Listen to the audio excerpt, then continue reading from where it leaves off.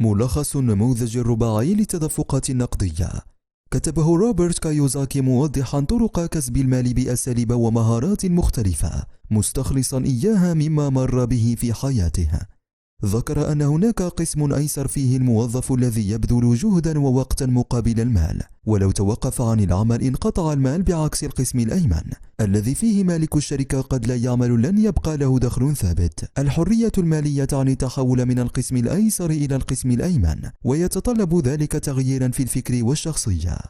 وضح الكاتب أن الثروة لا تعني مقدار المال الذي تملكه، بل هي عدد الأيام التي تقضي فيها احتياجاتك دون أن تضطر للعمل لكسب المال.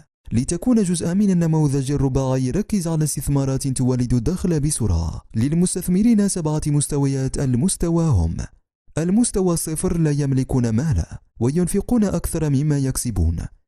المستوى الأول يعيشون بالاقتراض من البنوك، يبدو عليهم ثراء لكنهم مديونين. المستوى الثاني: المدخرون، يضعون جزءا من مالهم بالبنوك لتغطية نفقاتهم لا للاستثمار. المستوى الثالث: الأذكياء، يعطون مالهم للمخططين ماليين ويشاركون في استثمار الأسهم والشركات. المستوى الرابع: مستثمر طويل الأجل، يضع خططا تحتاج وقتا لتنفذ. المستوى الخامس: المستثمرون المعقدون، لهم فائض من المال ومستشارين محترفين. المستوى السادس: الرأسماليون، الذين يديرون أموال الآخرين لمصلحتهم. خطوات للحصول على المال السريع: أولا، تحديد الوقت المناسب لبدء المشروع ووضع الأهداف. ثانيا، ابدأ السيطرة على التدفق المالي وإدارته بصورة جيدة.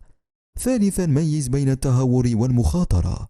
رابعا، قرر أنت تنتمي لأي نوع من المستثمرين، هل أنت من الذين يبحثون عن مشاكل أم من يحلونها أم نوعية لا أفقه شيئا. خامسا، ابحث عن معلمين واكتسب بعضا من خبراتهم. سادسا، اجعل الإحباط سلما لترتقي به للنجاح، فتوقع الإحباط ولا تتهرب من أخطائك. استعن بمن يعلم ليساعدك، لا تلم نفسك وتعود على قول الحقيقة. سابعا، لا تنسى قوة الإيمان، فهي تخفف عنك مشوارك وتبث في نفسك الرضا. لا تسمح للشكوك بأن تقيدك وتخفض سقف توقعاتك، فالمال لا يبقى مع الذين لا يمتلكون الثقة بأنفسهم وقدراتهم. نصائح من كتاب النموذج الرباعي للتدفقات النقدية. درب عقلك على رؤية المال، فالتعلم المالي قائم على إدراك النظم المالية والرقمية للتعرف على الرأسمالية. الاستثمار ليس مخاطرة، بل الجهل وعامل الخطر. تذكر، كلما زاد دينك زاد فقرك، وكلما زاد مديونك صرت أكثر ثراء. إذا تحملت دينا شخصي اجعله صغيرا. هناك تباين بين الآراء والحقائق، فمعظم الأفراد تدار حياتهم بآرائهم بعيدا عن الحقائق. ولمعرفة الحقائق تصفح البيانات المالية، ولا تتبع الآراء، خاصة ما يسمون بخبراء البورصة. لابد من العمل حتى نحصل على المال، لكن المشكلة تكمن في إدمان العمل للحصول على مال أكثر. مشكلة، لأن الخروج من محيط الإدمان ليس بأمر سهل. إذا أردت جني المال وتحقيق الثراء في أقرب وقت، عليك زيادة الدقة والتحري في تعاملك مع الأرقام.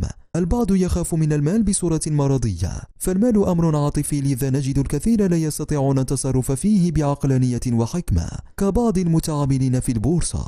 وهذا ما يعانيه الموظفون أو أصحاب القسم الأيسر. فللحصول على حرية المال عليهم قراءة الأفكار العاطفية عن العقلية والمنطقية. كان الأثرياء يحمون دخلهم بوضع أصولهم ضمن شركات لتوفر لهم الحماية وحماية الدخول بوضعها في شركتهم الخاصة. بهذا ينجون من الضرائب، وفي الوقت ذاته تسحب الضرائب من الموظف قبل أن يستلم راتبها. فلتكن خطوتك صغيرة تتجه صوب تحقيق أهدافك، لا قفزات هائلة، فالنجاح لا يعتمد على حجم الخطوات إنما عددها في الاتجاه الصحيح.